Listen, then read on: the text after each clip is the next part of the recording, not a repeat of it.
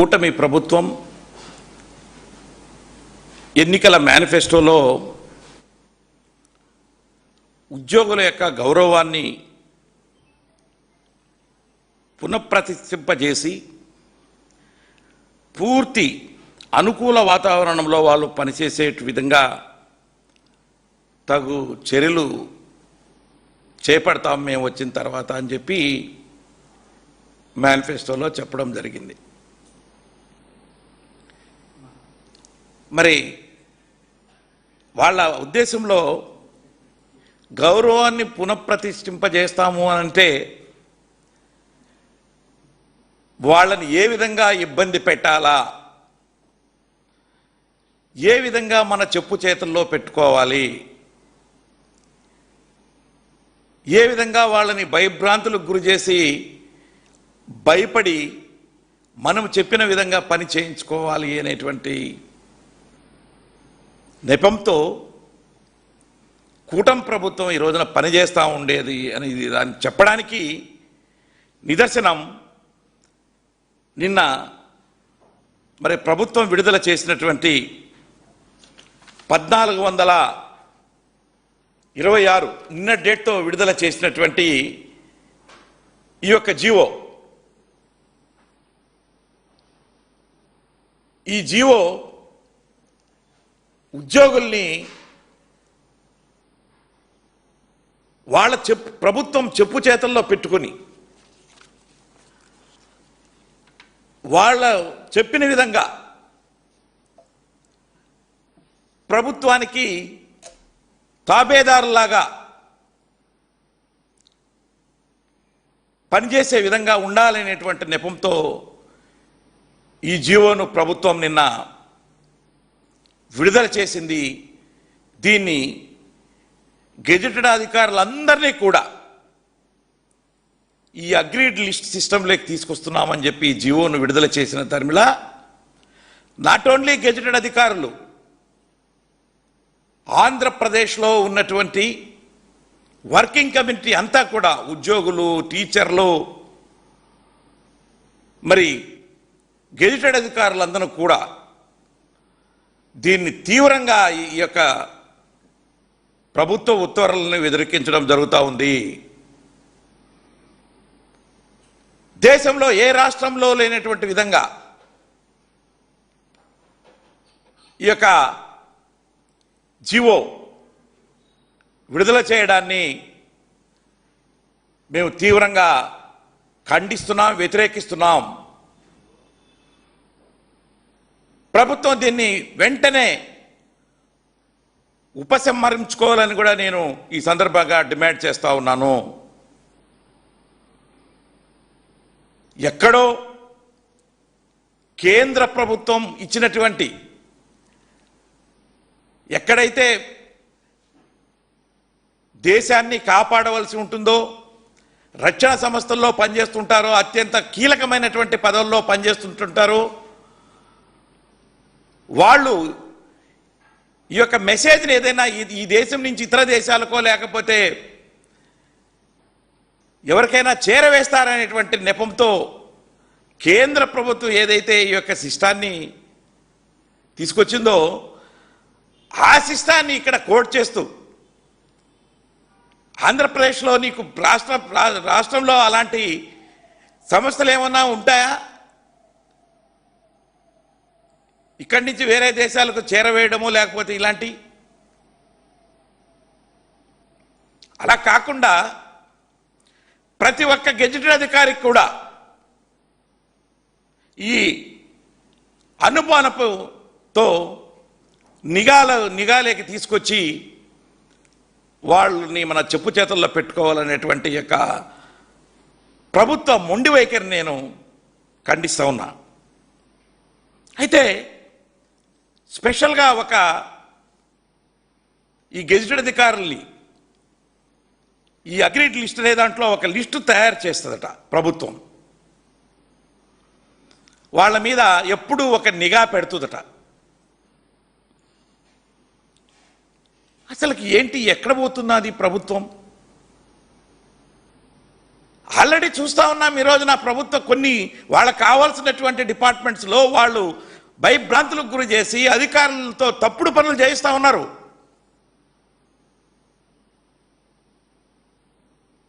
అధికారులు భయపడుతూ ఉంటారు ప్రభుత్వానికి. ఎందుకంటే ఎక్కడ మమ్మల్ని ట్రాన్స్ఫర్ చేస్తారో, ఏ కేసులలో మమ్మల్ని ఇరికిస్తారో అనేటువంటి ఆ యొక్క భయాన్ని ప్రభుత్వం సొమ్ము చేసుకుని రాజకీయంగా వీళ్ళు పనులు పబ్బం గడుపుకుంటా ఉన్నారు ఈ ప్రభుత్వాలు. ఒక చిన్న ఎగ్జాంపుల్ చెప్తాను మీకు ఈ సందర్భంగా.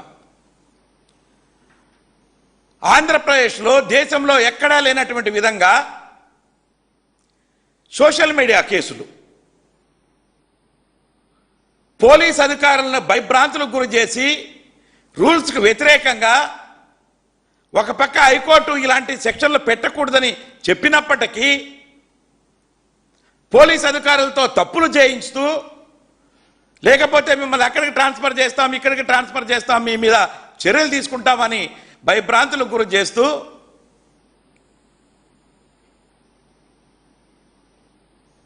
ఈ రోజున అమాయకులైనటువంటి వారి మీద కేసులు పెడుతూ ఇబ్బందులు పెడతా ఉన్నారు.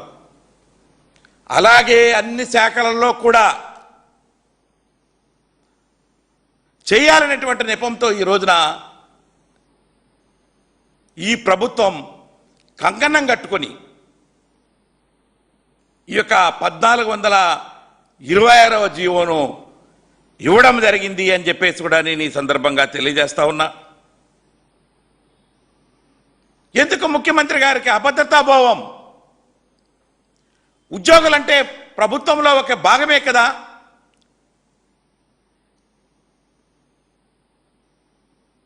అయినప్పటికీ కూడా మీరు అనుమానంతో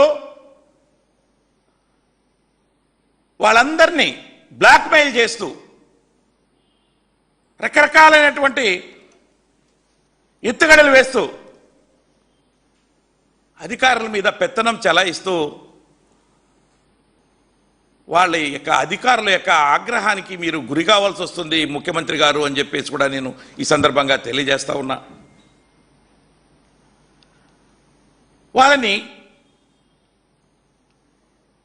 ఎక్కడైతే అధికారి వీళ్ళకి నచ్చలేదో వాళ్ళ మీద రిపోర్ట్స్ తెప్పించుకుని వాళ్ళ మీద చర్యలు. దూర ప్రాంతాలకు మరి ట్రాన్స్ఫర్ చేస్తారా, లేకపోతే వాళ్ళని ఏ విధంగా చర్యలు తీసుకుంటారు? రకరకాలైనటువంటిది అక్కడ already there is the departments, the concern department will take actions against the persons. ఎవరైతే తప్పు చేస్తారో వాళ్ళ మీద యాక్షన్ తీసుకోవడానికి ఒక పక్క ఏసీబీ ఉంది, ఒక పక్క విజిలెన్స్ డిపార్ట్మెంట్ ఉంది, ఇవన్నీ కూడా ఉన్నాయి డిపార్ట్మెంట్స్. అయితే మరలా భయభ్రాంతులకు గురి చేసే విధంగా GAD will prepare the list అంట. జిఏడి ఒక లిస్టు తయారు చేసి ఏసీబీ వాళ్ళ సపోర్ట్తోనూ విజిలెన్స్ వారి యొక్క సపోర్ట్తోనూ ఆ లిస్టులు తయారు చేసి జిఏడి దానికి నోడల్ అథారిటీ ఉంటుందట. ఒకటే అండి, దీనికి ఏమీ లేదు. ఆఫీసర్లు నిష్పక్షపాతంగా పనిచేస్తున్నారు, రూల్స్ ప్రకారంగా పనిచేస్తున్నారు. అలా కాదు, వాళ్ళు మా పార్టీకి అనుకూలంగా పనిచేయాలి, మా పార్టీ వ్యక్తుల్లాగా పనిచేయాలనేటువంటి నెపంతో ఈ జీవో తీసుకొచ్చినట్టు అనిపిస్తూ ఉంది. ఆల్రెడీ రూల్స్ ఉన్నాయి, రూల్స్ అండ్ రెగ్యులేషన్స్ ఇంతకాలం నుండి ఉంటే ఇప్పుడు ఈ రెడ్ బుక్ రాజ్యాంగంలో ఇది తీసుకురావాల్సినటువంటి అవసరం ఏముంది అని చెప్పేసి నేను ఈ సందర్భంగా అడుగుతా ఉన్నా. ఉద్యోగులు తప్పు చేస్తే ఏ విధంగా చర్యలు తీసుకోవాలని రూల్స్ ఉన్నాయి, కాండక్ట్ రూల్స్ ఉన్నాయి, సిసిఆర్ రూల్స్ ఉన్నాయి. అన్ని డిపార్ట్మెంట్లో వాళ్ళకి సంబంధించినటువంటి manuals, rules and regulations, state and subordinate service rules, ఉద్యోగస్తులకి అన్ని రూల్స్, గెజిటెడ్ అధికారులకు సంబంధించిన రూల్స్ అన్నీ కూడా ఉన్నాయి. అయితే వాళ్ళ మీద వచ్చినటువంటి పిటిషన్లు, లేకపోతే వాడు ఏ విధంగా ఆ అధికారి పనిచేస్తున్నాడు, ఇవన్నీ కూడా వాళ్ళ మీద కావాలని, అంటే మీరు చెప్పినట్టు చేయకపోతే వాళ్ళ మీద రిపోర్టు అగనిస్ట్గా వస్తుంది. అయితే ఈ రోజున ఉద్యోగ వర్గం అంతా నిన్నటి నుంచి చాలామంది ఏంటి జీవో ఎక్కడా లేనటువంటి విధంగా ఇదేంటి, వాళ్ళ యొక్క ప్రవర్తన మీద, వాళ్ళ యొక్క లైఫ్ స్టైల్ మీద కూడా అట, వాళ్ళు ఏ విధంగా జీవిస్తూ ఉన్నారు, వాళ్ళ యొక్క ఆర్థిక పరిస్థితులు ఏంటి, ఇవన్నీ ఉన్నాయండి ఆల్రెడీ. అంటే వాళ్ళు బ్లాక్మెయిల్ చేయడానికి,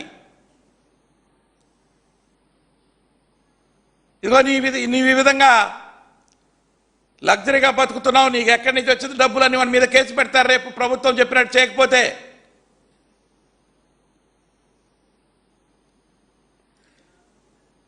లేకపోతే ఇగో నువ్వు ఒక వెహికల్ కొనుక్కుంటే, నువ్వు లగ్జరీగా వెహికల్ కొనుక్కోవడానికి నీకెక్కడ డబ్బు వచ్చింది అంటారు. వాళ్ళు తినకో వాళ్ళ యొక్క శాలరీస్లో పొదుపు చేసుకొని వాళ్ళకు ఉన్నటువంటి పొలాలో లేకపోతే అక్కడ వచ్చేటువంటి ఆదాయంతోనో ఏదో ఒక జమ చేసుకొని ఏదన్నా కొనుక్కుంటే కూడా అది తప్పు చేసి కొనుక్కున్నట్టేనా? అంటే ఇవన్నీ కూడా ఆ విధంగా చేయడానికి, మరి భయపెట్టడానికి తీసుకొచ్చినటువంటి జీవోగా నేను ఈ సందర్భంగా దీన్ని చెబుతూ ఉన్నాను.